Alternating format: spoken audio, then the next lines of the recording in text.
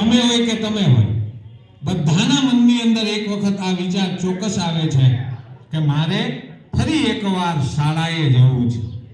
12મા વાળીઓ આવી, 10મા વાળા આવ્યા, ખબર છે આવે ને, મારે ફરી એકવાર શાળાએ જવું છે. દોડતા જઈને મારી રોજની બાકડીએ બેસવું છે. મારે ફરી એકવાર શાળાએ જવું છે. દોડતા જઈને રોજની બાકડીએ બેસવું છે. રોજ સવારે ઊંચા અવાજે રાષ્ટ્રગીત ગાવું છે.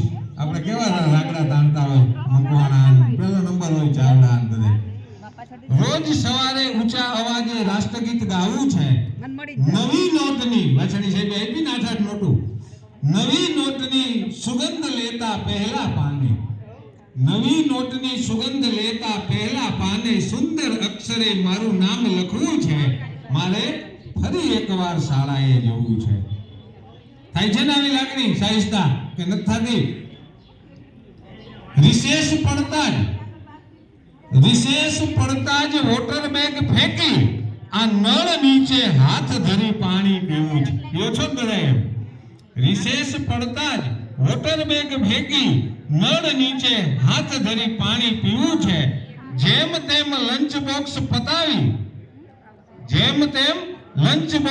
પતાવી મરચું મીઠું ભભરાવેલ આંબલી બોર જમરૂખ કાકડી બધું ખાવું છે. જેમ તેમ લંચ બોક્સ પૂરું કરી મરચું મીઠું ભભરાવેલ આંબલી બોર જમરૂખ કાકડી બધું ખાવું છે. સાયકલના પૈડાની સ્ટમ્પ બનાવી, કેમ ગયો ઓલો રાણીપા બનાવતો હતો ને? સાયકલના પૈડાની સ્ટમ્પ બનાવી ક્રિકેટ રમવું છે. કાલે વરસાદ પડશે તો આ દિવ્યા જેવા, કાલે વરસાદ પડશે તો નિશાળે રજા પડી જાય. ધણભુલિયાવાળા વાદલાવાળા રાહ જોતા હોય. કાલે વરસાદ પડશે તો નિશાળે રજા પડી જાય. એવા વિચારો કરતા રાતે સૂઈ જવું છે. અનઅપેક્ષિત રજાના આનંદ માટે મારે ફરી એકવાર શાળાએ જવું છે.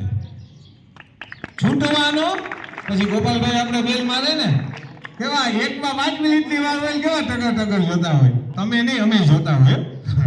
એવું કહેલા હોય કે તમારે છૂટવું હોય. છૂટવાનો ઘંટ વાગવાની રાહ જોતા, છૂટવાનો ઘંટ વાગવાની રાહ જોતા મિત્રો સાથે ગપ્પા મારતા વર્ગમાં બેસવું છે. મિત્રો સાથે ગપ્પા મારતા વર્ગમાં બેસવું છે. સાયકલની રેસ લગાવીને ઘેર જવું છે.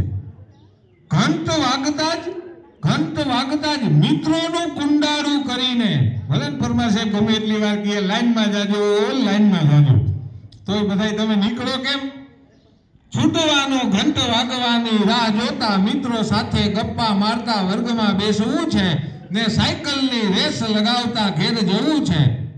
રમત ગમતના પીરિયડમાં, પીરિયડ વાછાણી સાહેબનો 6થો હોય, પહેલા પીરિયડમાં ફરમાઈશ થઈ ગયું હોય. વાછાણી સાહેબને કહેજો લગ્ન રમવા જવા દે એમ, બરાબર ને? એટલે રમત ગમતના પીરિયડમાં તારમાની વાડના, અહીંયા આપણે તાર નથી પણ 2 બાયણા છે, બરાબર, ડેલો છે. રમત ગમતના પીરિયડમાં ડેલાના 2 બારણા વચ્ચેથી સરકી બહાર ભાગી જવું છે. તો ભાગી જવાની મોજ અનુભવવા મારે ફરી એકવાર શાળાએ જવું છે. મારે ફરી એકવાર શાળાએ જવું છે. દિવાળીના વેકેશનની રાહ જોતા, દિવાળીના વેકેશનની રાહ જોતા 6 માસિક પરીક્ષાનો અભ્યાસ કરવો છે. દિવસભર કિલ્લો બાંધીને માટીને પગથી તોડી, દિવસભર કિલ્લો બાંધીને માટીને પગથી તોડી હાથ ધોયા વિના ફરાળની થાળી પર બેસવું છે. હાથ ધોયા વિના ફરાળની થાળી પર બેસવું છે. વેકેશન પત્યા પછી બધી ગમતો દોસ્તોને કહેવા. વેકેશનમાં હું કર્યું, મામાને ઘરે ગયા, માસીને ઘરે ગયા, બધું. વેકેશન પત્યા પછી બધી ગમતો કહેવા મારે ફરી એકવાર શાળાએ જવું છે. હવે જ જવાબદારીના ખેલ થાય છે. હવે સાંભળજો, અહીંયા છો ને દાવથી મજા છે. કેટલીય ભારે જવાબદારીઓના બોજ કરતા, ભણી લેવો ને પછી જવાબદારીઓ જ આવશે.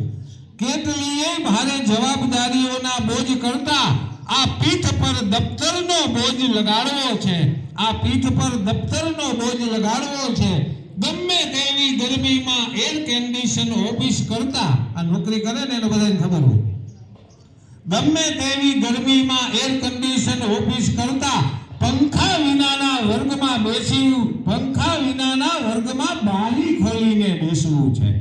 પંખા વિનાના વર્ગમાં બારી ખોલીને બેસવું છે. કેટલીય ટૂટકૂટ વચ્ચે ઓફિસની આરામદાયક ખુરશી કરતા બેની બાકડી પર 3 દોસ્તોએ બેસવું છે. બેની બાકડી પર 3 દોસ્તોએ બેસવું છે. બચપણ પ્રભુની દેણ છે. આ તમારી પાસે છે અત્યારે. બચપણ પ્રભુની દેણ છે. તુકારામના એ અભંગનો અર્થ હવે થોડો સમજમાં આવવા માંડ્યો છે.